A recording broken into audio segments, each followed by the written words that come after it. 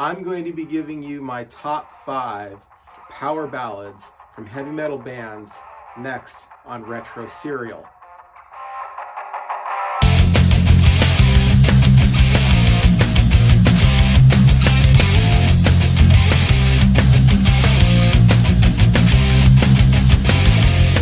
Welcome to Retro Serial. I'm your host, D&C. I'm glad you could be joining me today for the top 5 power ballads from heavy metal bands.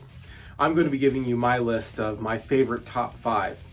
But before we do that, would you mind going ahead and hitting the like button on this, hitting the subscribe button, and if you're interested in knowing when I produce these videos, please hit the bell notification. Another thing that you can do that would greatly help us is share this on your favorite social media. These are all small steps for you, but they really mean a lot to me here on the channel and help us grow. And I'm trying to build this huge YouTube empire, and I need your help to do it. So please do all those things. If you want to go that one extra step and actually donate some of your hard-earned cash to what we're doing here on the channel, you can follow my link below to my Buy Me a Coffee page. It's an akin to Patreon, where you can donate some of your money to what we're doing here on the program. So with that said, let's talk about the top 5 heavy metal ballads. Now, in a podcast recently, actually the video just before this, I talked about the definition of a power ballad and why they're so popular, and a few things like that, as well as dissecting some of the power ballads, the more famous power ballads that came out in the 80s and 90s.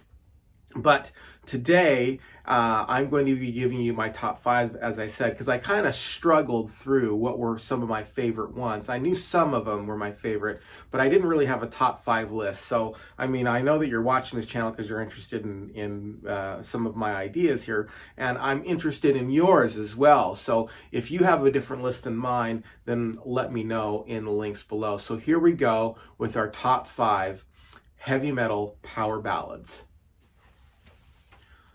Coming in at number 5 is Dawson, Alone Again, from their Tooth and Nail album released in 1984. Now, I don't know about you, but I was a big Dawson fan. Dawson had it all as far as I'm concerned. You know, they had a really good, solid bass and drum that drove the two main players, in my opinion, Don Dawson and George Lynch, and really showcased them. And they were everything right about a heavy metal band, or even a little bit of a hair band back then. George Lynch was a phenomenal guitarist, still one of the best guitarists in my opinion, and Don Dawson had an incredible voice, one of those high, clear voices that really defined the genre of heavy metal. And their song, Alone Again, came out in 1984 on their Tooth and Nail album, and I thought it was just a phenomenal song. It was one of those really good, slow power ballads. Now, I do have to say this, and I actually want your opinion on this as well. For me, Dawson was technically one of those heavy metal bands, bordered on hair metal kind of a thing. At least part of their image was certainly hair metal, was certainly glam metal. But for me, and this is kind of where things get a little complicated, and this is where I want your opinion on it. For me, they were also about, you know, like this close to what would be considered a power pop band. I actually think if they changed their look just a tad, they wouldn't be considered heavy metal. They would be considered a power pop band. They had really kind of pop songs. Now, the guitar on a lot of their songs was certainly a little bit more on the heavy metal side. But I think that if they changed it, but I mean, there's songs, if you know, if you're feeling me, if you're following with what I'm saying, they were really kind of poppy type of songs. You know, I think of Our Love Burning Like a Flame, you know, and those songs, they had a real pop flavor to them. And I think if they changed their image just a tad, I think we wouldn't even be considering them a heavy metal band. We'd be considering them a power pop band. What do you think? Let me know in your comments below. Coming in at number 4 is November Rain. November Rain was released in 1992 and it was on Use Your Illusion 1. Now, I thought this song was great. I mean, there was so much going on in this song, and the video actually made it great as well. A lot of these videos are good and they make the songs even better, but as far as tying a song in with the video, I think that the mixture between the song and the video for November Rain was just a perfect ingredients to be mixed together, and it made the song even better. As a matter of fact, this is one of those songs that I can't quite think of without thinking of the video as well. As a matter of, it's one of those songs that if it plays on the radio or something like that, the video kind of automatically goes through my head. They're so tied together. Do you have that same issue with this song? I mean, it's not an issue, but do you have that same type of connection with this song? Again, let me know in the comments section below. But I thought this was a phenomenal song. Came out in '92. They were still considered heavy metal, and that's when the grunge scene hit and the alternative scene hit, and it was still a great song.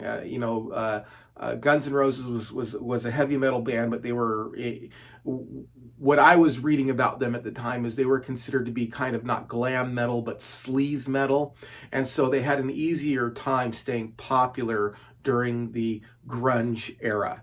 What do you think? Anyway, that's my number 4 position. Okay, coming in at number 3 is I Remember You by Skid Row. It was released in 1989. Now, Skid Row, along with Guns N' Roses, both came out, and they both had their debut album back in 1989, and I had the tapes of both of them, and I wore both of them out. I mean, I would listen to those nonstop. I remember actually one trip where I was traveling to Vegas, and I just kept playing those 2 tapes over and over again. I would put in Guns N' Roses' Appetite for Destruction, take it out, put in Skid Row self-titled debut album, and I would just put those 2 over and over again. I'd play side 1, and I had auto reverse. So it was really cool. I didn't have to turn the tape over. I don't know if you remember auto reverse, but I didn't have to turn the tape over. But but Skid Row was one of those awesome bands that kind of came out at the time that, yes, they were heavy metal, but they were also they kind of had like a punk rock kind of sound to them, a punk rock root to them. And Sebastian Bach had one of those absolutely phenomenal voices that really kind of pushed the boundaries of that genre. It was one of those voices that really stood out. You think about Skid Row, and it's difficult not to think about Skid Row and not think about Sebastian Bach and his voice. It's really one of the, if not the most, in my opinion, and not to say anything bad about the rest of the band, because the rest of the band, they wrote all the music and stuff like that. They're great musicians, but really the standout artist in that, I'm not thinking of the guitarist and stuff like that. I'm thinking Sebastian Bach. And again, it's not to diminish any of the other members of the band. It's simply a fact that Sebastian Bach had such a phenomenal voice that it just stood out. I mean, you couldn't not notice that. You know what I'm saying?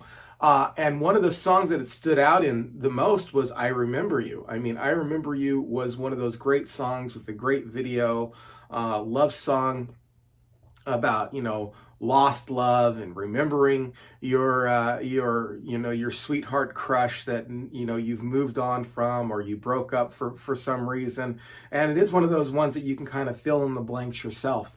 And I love that song. And actually, I believe at the time when it was released, or it was, I think, their 3rd or 4th single, and it kicked Paula Abdul off the charts. Paula Abdul was doing really well, and she was at number 1. And as I recall, Skid Row kicked Paula Abdul out of the number 1 position.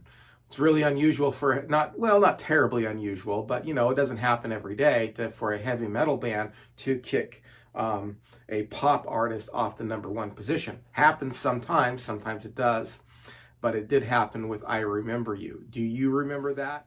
All right, number 2 is Every Rose Has Its Thorn, released in 1988. It was on Poison's 2nd album, their second album, Open Up and Say Ah. Now, this was the album that actually kind of made me like Poison a little bit more. I really, I'm not trying to be negative or anything, but I really didn't like their first album. It was way too glam for me. Even at the time, it was way too glam for me. The second album was a little bit more rocksome, and Every Rose Has Its Thorn was the standout song. Bret Michaels had that acoustic guitar going that calmed everything down, that made everybody take notice, and it had incredible lyrics, and it was just a great song. I still love this song today.